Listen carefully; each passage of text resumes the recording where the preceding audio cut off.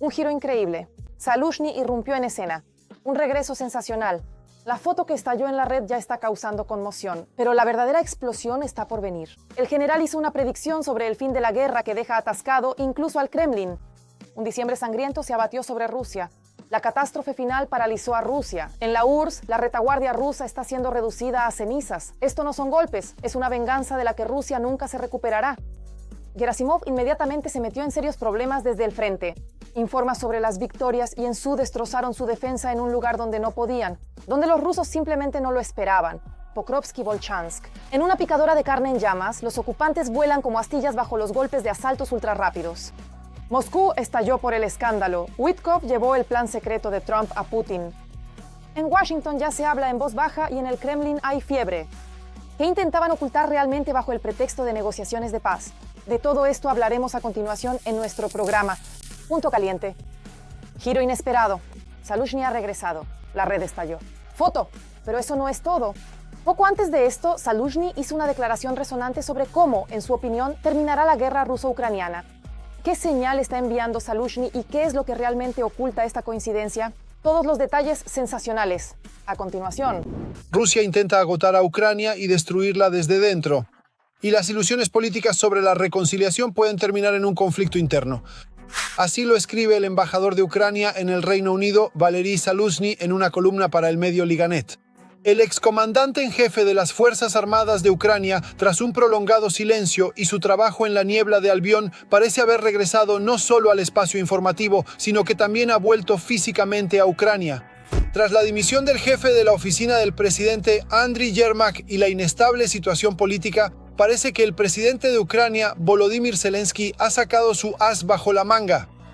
Este es el regreso del excomandante en jefe de las Fuerzas Armadas de Ucrania. Existe esa posibilidad.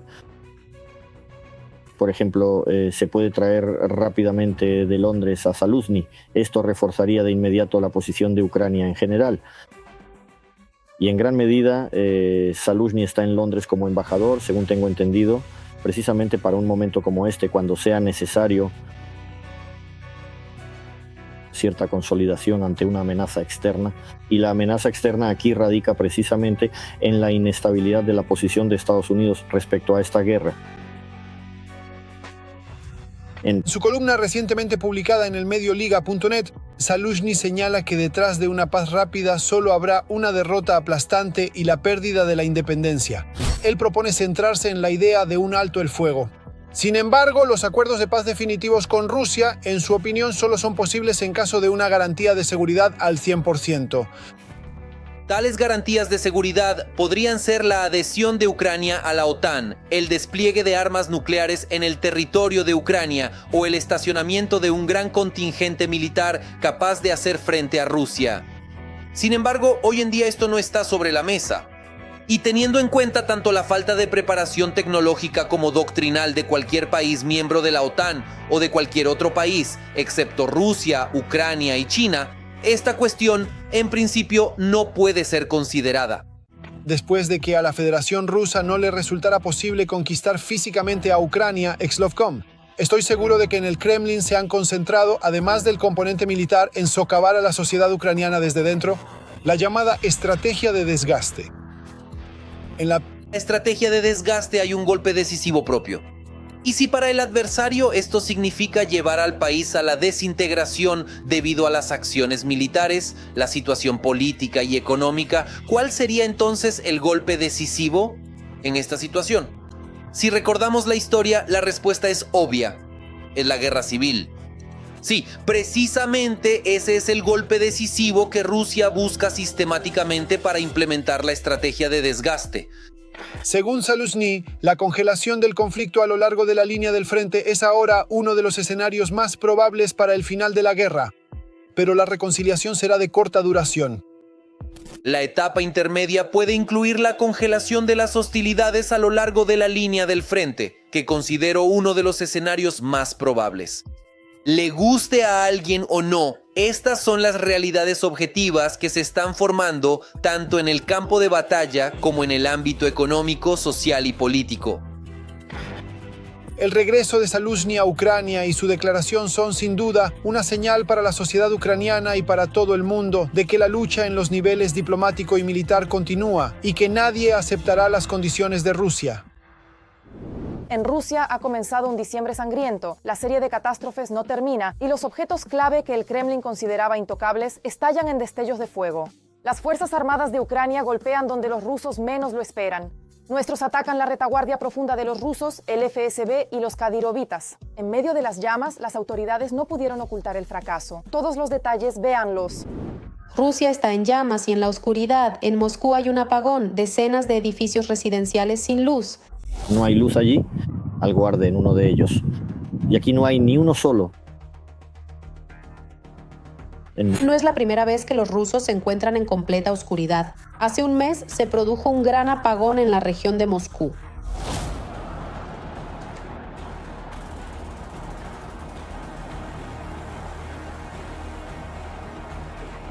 Bueno, los buenos drones hicieron un buen trabajo, aunque las autoridades de ocupación, por supuesto, lo niegan.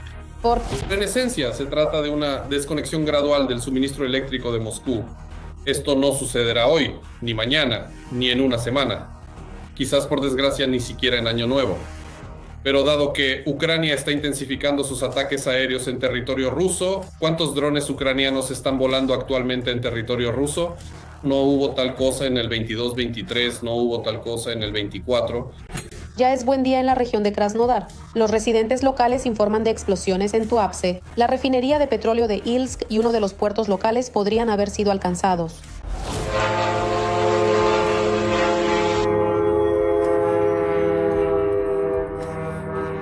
O parpadee yo. Cierra.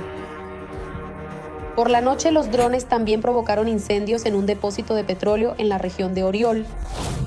Esto ya está ardiendo con químicos. Y no sé qué es esto. Oh, ya ves, está en llamas. Y este es el comienzo habitual del día o el final de la noche en Rusia. Lo que antes parecía muy lejano cada vez se vuelve más realista. 25 años. Este es un año récord en cuanto al número de despliegues de drones en toda la Federación Rusa. Además de los drones, también empiezan a llegar misiles. Se trata tanto de misiles de pequeño tamaño como el tipo Pekla, como por ejemplo el Neptuno de largo alcance, el Neptuno de largo. También están los misiles Flamingo. Incluso Chechenia ha quedado bajo la mira de los drones. Los residentes locales informan que, como resultado del ataque, resultó dañado un edificio del FSB y también fue atacada una base de la unidad Akhmat en Gudermes.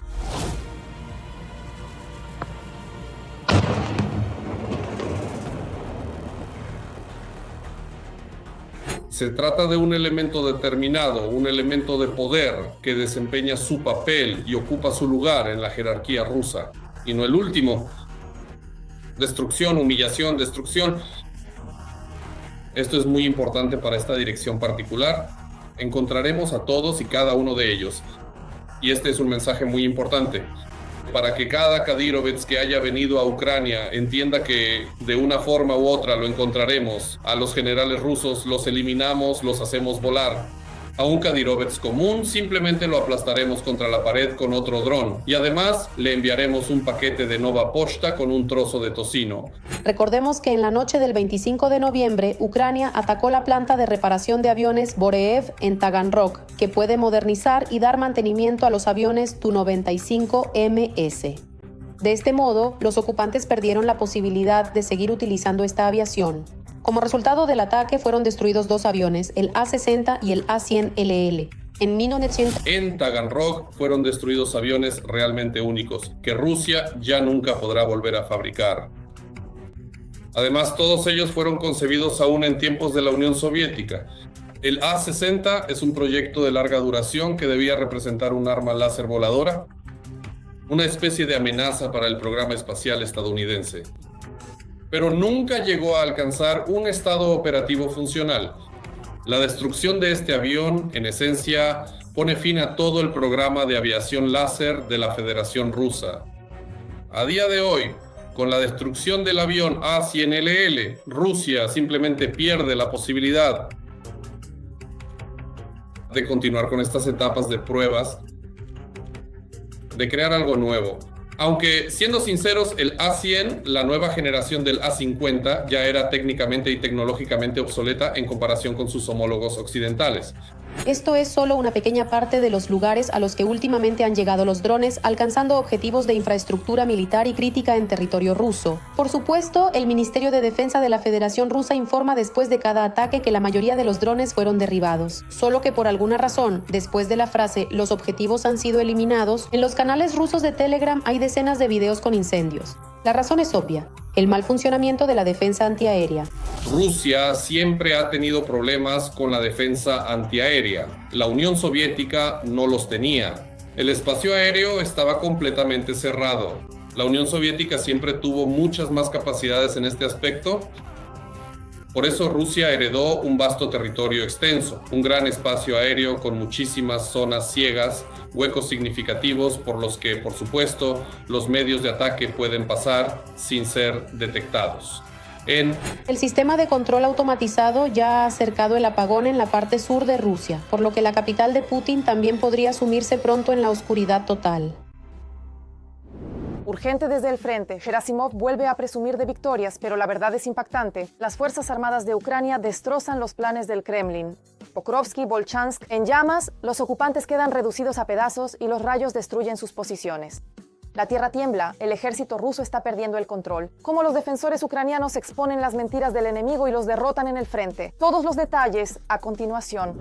En vísperas de la visita del enviado especial del presidente de EU, Donald Trump, Steve Witkoff, el dictador del Kremlin, Putin, en el primer día de invierno, supuestamente visitó uno de los puestos de mando del ejército ruso y declaró su intención de crear una zona de seguridad a lo largo de la frontera con Ucrania, en la zona de responsabilidad del Grupo Norte. Putin no lo sabe, los rusos no saben dónde está Volchansk, si es Kupiansk o Volchansk, si es la misma ciudad o son diferentes, y Pokrovsk, Komsomolsk y Krasnogvardeysk. ¿Son iguales o diferentes? No les importa. Witkoff bombea. Insistieron en que ahora tomaríamos Pokrovsk y Kupiansk. A la reunión con la delegación estadounidense vinieron nuestros militares y dijeron: aquí está el mapa. Miren, esto es Pokrovsk. Esto es Kupiansk. No les mintieron. Él llega a Moscú, Putin le dice: lo siento, hermano, no fue Kupiansk, fue Volchansk, pero lo tomamos. El jefe del Estado Mayor del ejército ocupante, Valery Gerasimov, informó a Putin sobre la supuesta liberación de la ciudad de Krasnoarmeysk. Así llaman los rusos a Pokrovsk, en Ucrania, y a Volchansk, en la región de Yarkov. Esta información ya ha sido desmentida por la parte ucraniana. Podemos decir que Putin quiere mostrar una victoria triunfal que en realidad no existe. Como mintió sobre la toma de Pokrovsk por parte de las tropas rusas, él miente constantemente. En cuanto a Kupiansk, donde la situación se está desarrollando precisamente en contra del ejército ruso, y esto hay que destacarlo especialmente, allí estamos expulsando al enemigo de esa ciudad. ¿Por qué declaró sobre Pokrovsk, sobre la toma de Pokrovsk?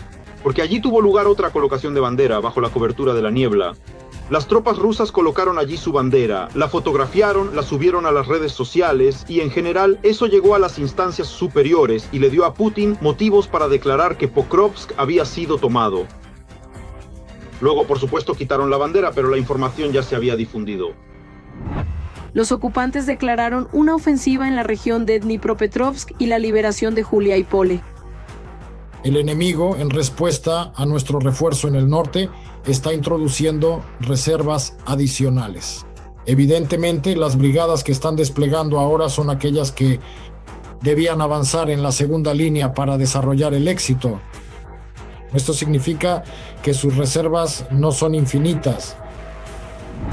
Según Deep State, el ejército ruso ha avanzado en Pokrovsk y cerca de Mirnograd. También se produjo un avance en Stepnogorsk en dirección a Zaporizhia. El jefe del Estado Mayor General ruso, Gerasimov, declaró ayer que Stepnogorsk está rodeado. Según tengo entendido, Putin recibe constantemente información errónea por parte de sus propios generales sobre la situación actual en los frentes y embellecen la situación. Piden préstamos para territorios, pero luego descubren que el enemigo ya está lanzando sus ataques tratando de hacer que la realidad encaje con el informe. Al regresar al Kremlin, Putin realizó de manera demostrativa otra reunión con el gobernador de la región de Kursk. Hablaron sobre los desplazados de las regiones fronterizas de la región de Kursk. Este tipo de desinformación sin duda puede estar vinculada a la visita de Wittkopf. Por supuesto, eso se le transmitirá a él. Me preocupa mucho que luego eso llegue hasta Washington y convertirse en otra ronda de presión sobre Ucrania. Como diciendo, pronto lo perderán de todos modos. Donbass, ya que Putin tomó Pokrovsk, entre comillas, tomó Kupiansk, entre comillas, y luego seguirán perdiendo territorio. Por eso acepten las condiciones del tratado de paz que les proponen, porque después será peor. A pesar de la calma en el espacio informativo, los combates físicos continúan en la dirección de Sumy. Allí la escala del enfrentamiento es menor, porque los rusos han trasladado sus principales fuerzas a las mismas brigadas de infantería de marina. Las necesitan urgentemente cerca de Pokrovsk y en la dirección de Konstantinovka. Pero nosotros también nos vimos obligados a reducir la cantidad de nuestras fuerzas. En Jersón, el ejército ruso sigue luchando contra la población civil. Allí los ocupantes cazan a cada persona desarmada que no puede escapar de un dron o de un CAV. La flota en la sombra de Putin ha sido destruida. Barcos caen uno tras otro. El Mar Negro es una trampa mortal. 2 petroleros destruidos en días. Putin en pánico. El tesoro del Kremlin se desvanece. El imperio petrolero se derrumba. Imágenes impactantes. Drones del SBU atrapan al enemigo. Miren. Parece que en el Mar Negro ya no es seguro para los barcos rusos. Otro petrolero de la llamada flota en la sombra de la Federación Rusa fue atacado a 80 millas de la costa de Turquía. El Medvolga 2 realizaba un viaje de Rusia a Georgia. A bordo se encontraban 13 miembros de la tripulación. Y según afirma Ankara, nadie resultó herido. Según el Ministerio de Transporte de Turquía, el Medvolga 2, dañado pero aún en marcha, se dirige ahora hacia Sinop y no solicita ayuda. El petrolero Medvolga 2 informó que fue atacado a 80 millas de nuestra costa mientras navegaba desde Rusia a Georgia, transportando una carga de aceite de girasol del Ministerio de Transporte e Infraestructura de Turquía. El Emi de Volga 2, de 140 metros de eslora y construido en 2014, navega bajo bandera rusa y pertenece a la compañía naviera del Medio Volga. Su ruta es Rusia-Georgia, un destino típico para el transporte de productos agrícolas y derivados del petróleo. Esto significa que un barco así automáticamente entra en la zona de especial atención tanto por parte de Ucrania como de las estructuras internacionales, estructuras que monitorean posibles esquemas para eludir las sanciones petroleras. Este ataque se convirtió en otro eslabón en la explosiva serie contra la flota sombra rusa. Hace unos días, ya en el otro extremo del Atlántico, cerca de Dakar, en Senegal, el petrolero Mersin con una carga de diésel fue objeto de 4 explosiones externas. Se sabe que en agosto de este año el barco visitó el puerto ruso de Tamán y anteriormente había entrado repetidamente al puerto de Novorossiysk. Anteriormente, otros 2 petroleros rusos sancionados, Keira y Berat, fueron alcanzados en el Mar Negro por drones marítimos. Esto ocurrió en el marco de una operación conjunta del Servicio de Seguridad y la Armada de Ucrania. El Servicio de Seguridad de Ucrania limita las capacidades financieras de Rusia para librar la guerra. Los drones marítimos Sea Baby inhabilitaron embarcaciones con un valor de casi 70 millones. Esto ayudó al Kremlin a eludir las sanciones internacionales, según el SBU. Estos buques también forman parte de la llamada flota en la sombra del país agresor y se utilizaban para evadir las sanciones internacionales.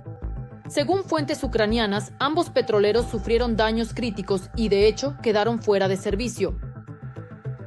Esta es una táctica del Mossad. A unos los hundieron y otros lo pensarán 150 veces antes de actuar. Así es como debe ser, se lo aseguro. Hasta que no ocurra lo mismo en el mar Báltico, nadie en Europa lo tomará en serio. Creo que sería muy oportuno, por cierto. Eso sería hacerlo, por ejemplo, cerca de las aguas territoriales de Polonia y los países bálticos. Estas personas realmente no notarán nada, simplemente cerrarán los ojos y dirán, alguien estaba nadando por ahí, no vimos nada, no sabemos nada, y así sucesivamente. Lo ideal sería hundirlos en todas partes, si existen esas posibilidades técnicas, también en Vladivostok, y en todos los puntos, para que entiendan que debe haber presión. Sin el hundimiento de estos barcos, no pasará nada. De lo contrario, nadie entenderá que todo esto es serio. Así es como se debe trabajar, para que recuerden de una vez por todas que no se puede meterse con Ucrania. Los ataques, que ocurrieron a solo unas decenas de millas náuticas de la costa turca, provocaron una fuerte reacción en Ankara.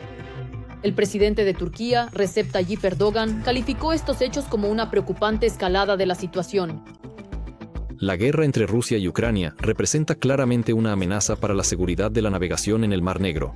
El viernes, en nuestra zona económica exclusiva, se produjo una preocupante escalada de la situación cuando fueron atacados buques mercantes. En particular, de ninguna manera podemos justificar estos ataques que amenazan la seguridad de la navegación, la vida y el medio ambiente en nuestra zona exclusiva. Como podemos ver, la flota en la sombra de Rusia ya no puede sentirse segura, ya en ningún lugar. Los ataques de drones navales ucranianos, así como los resonantes ataques a petroleros, demuestran que el Kremlin está perdiendo libertad de maniobra en el mar. Y cada petrolero destruido o inutilizado no solo representa un golpe financiero para Moscú, sino también un duro golpe al ego del zar ruso. Pero eso no es todo. Paralelamente, Kiev ataca la retaguardia de la madre Rusia. En noviembre, las Fuerzas Armadas de Ucrania atacaron al menos 14 veces las refinerías rusas utilizando drones. Según la agencia Bloomberg, esta es la cifra récord de ataques a la infraestructura petrolera estratégica de la Federación Rusa en todo el tiempo de la guerra a gran escala. Última hora.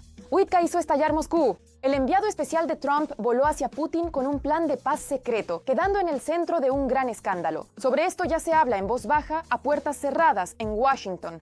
¿Qué había detrás de esta manifestación? ¿Qué señales envió Estados Unidos? ¿Y esto acercó el fin de la guerra? Mirar. Los estadounidenses visitaron nuevamente Rusia. En Vnukovo les recibió el representante especial de Putin, Kirill Dmitriev. El Kremlin se prepara para impulsar su versión de un plan de paz para Ucrania. Hay un proceso en marcha ahí, un proceso serio. Putin acaba de decir que informará a Lukashenko sobre cómo van las cosas en esta vía. Ahora, quizá lo más importante es que no hay nada más. Por supuesto, aparecerán muchas personas que no se detendrán ante nada para sabotear este proceso.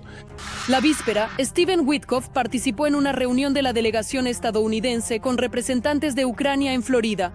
No solo queremos terminar la guerra, también queremos ayudar a Ucrania a lograr una seguridad duradera para que nunca más tenga que enfrentarse a una nueva invasión. Las negociaciones fueron productivas, pero aún se requiere más trabajo. Se observó cierto progreso, sin embargo, no se alcanzaron acuerdos concretos. Ya estamos a mitad de camino para garantizar la independencia de Ucrania. Hoy hemos tenido un progreso significativo. Rusia debe formar parte de la ecuación para la resolución del conflicto ucraniano.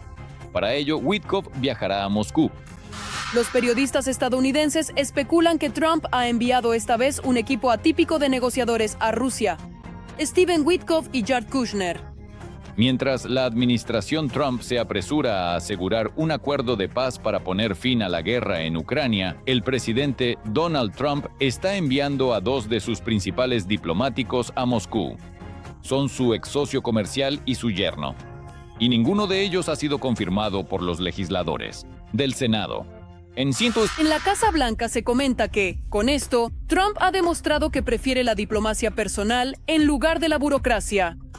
El presidente de Estados Unidos cree que precisamente Witkoff y Kushner supuestamente son capaces de cerrar el acuerdo. Moscú. Las tropas están orgullosas, y con razón, de lo que han hecho por el desarrollo de la capital. ¿Quién es el negociador del lado ruso? Él mismo lo dijo. Vladimir Putin, the long-serving president of the Russian Federation, is a highly influential and prominent figure on the global political stage, whose actions and decisions have significant international ramifications. Por nuestro lado, del lado de la administración, está Medinsky. Vladimir Rostislavovich, asistente del presidente, se dedica a ello desde el inicio. Bueno, en los asuntos actuales, para organizar y gestionar todo este importante trabajo en el ámbito laboral, también he incluido a mi valioso asistente personal,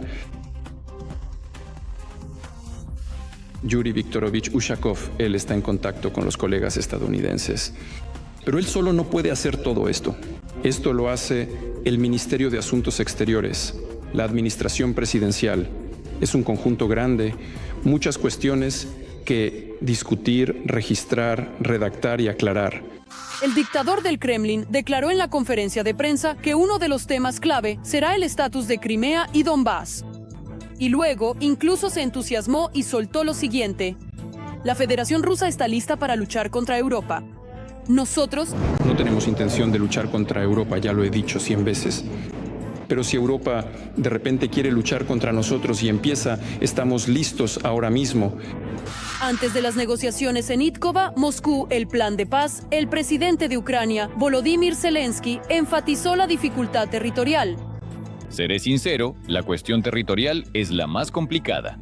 La cuestión del dinero y la reconstrucción, en mi opinión, lo digo sinceramente, sin duda es difícil y complicado de resolver sin la presencia de los socios europeos, porque el dinero está en Europa. Me parece que esto no es muy justo. Y la cuestión de las garantías de seguridad, que es muy importante, concreción por parte de Estados Unidos, concreción por parte de Europa. Según los medios de comunicación, en la versión inicial del plan de 28 puntos, se hablaba de reconocer el territorio ucraniano como parte de Rusia y de la posibilidad de que las Fuerzas Armadas de Ucrania se retiraran incluso de aquellas partes de la región de Donetsk que los ocupantes no lograron capturar. Y en Ucrania, esto se ha calificado repetidamente como inaceptable. Los aliados europeos de Ucrania también se han opuesto a tales medidas. La visita de los enviados estadounidenses para discutir la paz ya es la sexta en la cuenta. La anterior fue a finales del verano. En ese momento, la reunión tuvo lugar en el contexto del ultimátum que Donald Trump presentó al Kremlin. Decepcionado por la falta de avances en la resolución de la guerra en Ucrania, el jefe de la Casa Blanca le dio a Putin primero 50 días y luego 10 para lograr un alto el fuego. Hemos acordado garantías de seguridad serias, que yo calificaría como un cambio de juego. No pensábamos que estaríamos tan cerca de un acuerdo de protección bajo el artículo 5 por parte de Estados Unidos. En la consagración legislativa en la RSFC del compromiso de no atentar contra otros territorios tras la codificación del acuerdo de paz. Así que llegamos a un acuerdo y eso no es todo. Desde entonces, nada ha cambiado, salvo el endurecimiento de las sanciones. Putin decidió continuar su sangrienta guerra en Ucrania. Giro geopolítico urgente. China abandona a Rusia tajantemente y sin explicaciones. Estados Unidos y Trump están más cerca de Xi que del amigo ruso. Putin pasa a un segundo plano. Dinero ruso y regiones impiden a Pekín. China empuja a la Federación Rusa a la destrucción, hacia el abismo. ¿Qué espera realmente Xi Jinping y por qué no ha atrapado a Putin? De esto hablaremos ahora. China está traicionando a Rusia.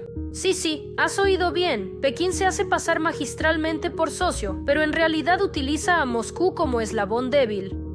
Tenemos una frase que se ha vuelto popular. Rusos y chinos son hermanos para siempre. Pero lo interesante es que recientemente Xi habló por teléfono con Trump y declaró que apoya el esfuerzo pacífico de Estados Unidos para resolver el conflicto ruso-ucraniano. En palabras suena bonito, pero ¿y en la práctica? Creo que China ha enviado una señal política a Estados Unidos de que está observando atentamente lo que ocurre en el ámbito de la regulación pacífica y la búsqueda de herramientas para una solución pacífica a la guerra ruso-ucraniana. La tesis principal de esta señal debe ser la siguiente. Rusia no debe ganar esta guerra y Ucrania, en consecuencia, no debe perderla. Pero hay algo más. Los líderes de los países acordaron realizar visitas y Trump planea ir a China ya en abril. Si Trump logrará o no firmar el acuerdo deseado con China, un acuerdo comercial, concretamente en abril, por ejemplo, durante una posible reunión en Pekín, es una gran incógnita. No hay nada más profundo, en mi opinión, especialmente en lo que respecta al fin de la guerra ruso-ucraniana, en estos plazos. Abril de 2026, las reuniones entre Xi Jinping y Trump en Pekín, aquí no hay nada de eso. ¿Pero qué es lo que China está haciendo mal respecto a Rusia? Parece que todo va bien. Y es que China está ganando mucho dinero con Rusia. Los precios de los bienes de exportación suministrados a Rusia aumentaron una media del 87%. Las relaciones de Rusia con China siempre han sido muy difíciles. Y si pensamos que son amigos, no lo son. Hay una buena palabra para esto, son compañeros de viaje. Rusia y China son compañeros de viaje. ¿Es rentable para China? ¿Rusia débil? China se beneficia de un Putin débil. Para China es rentable comprar materias primas a bajo precio. Para China es rentable vender productos a la Federación Rusa a precios muy altos. Rusia en general no tiene otra salida. Y no se trata solo de los productos. China está entrando gradualmente en las regiones rusas, obteniendo así acceso a territorios y recursos. Ya sabéis, hay ejemplos en el lejano oriente donde los pequeños pueblos se están convirtiendo en una gran mayoría de población china, y allí incluso participan en las elecciones municipales. Y Rusia, a su vez, está empezando a depender cada vez más de China. ¿Está Putin de acuerdo con este tipo de relación? De nuevo, por supuesto que no. Por supuesto que no me conviene. Porque Putin, él, tiene dolores fantasma por la Unión Soviética. En principio, durante todo su mandato presidencial, ha intentado devolver una especie de grandeza blanca. Él mismo se llama el reunificador de las tierras rusas. Pero en realidad solo está llevando a la Federación Rusa al colapso, a un colapso total y absoluto, a la bancarrota financiera. Pekín refuerza cada vez más su influencia también en Asia Central, relegando a Moscú a un segundo plano, lo que probablemente no puede dejar de preocupar al abuelo del Kremlin. Es necesario fortalecer inquebrantablemente la amistad entre China y Kazajistán, aunar esfuerzos para promover una cooperación integral y contribuir aún más a la paz en la región y en todo el mundo, así como al desarrollo de la estabilidad y la energía positiva de las relaciones chino-kazajas. Pero aquí está la pregunta principal. ¿Qué es lo que realmente guía a China? ¿Una asociación leal con Rusia? Nuestra estrecha comunicación refleja el carácter estratégico de los lazos ruso-chinos, que se encuentran en un nivel sin precedentes de alto. ¿O Pekín simplemente aprovecha la situación y actúa en su propio interés? ¿A ellos? No les interesa que la Federación Rusa gane esta guerra. Porque si Putin gana esta guerra, entonces recupera su capacidad geopolítica. Empieza a dialogar con todos los actores, por ejemplo, con los mismos Estados Unidos y China, en igualdad de condiciones, lo cual absolutamente no corresponde a los intereses estratégicos de China. Sí, esta posición es encubierta. China habla de amistad, pero actúa solo cuando le conviene. Se beneficia de Rusia, fortalece su influencia y al mismo tiempo mejora sus relaciones con Estados Unidos. Y Moscú depende cada vez más de las decisiones de Pekín.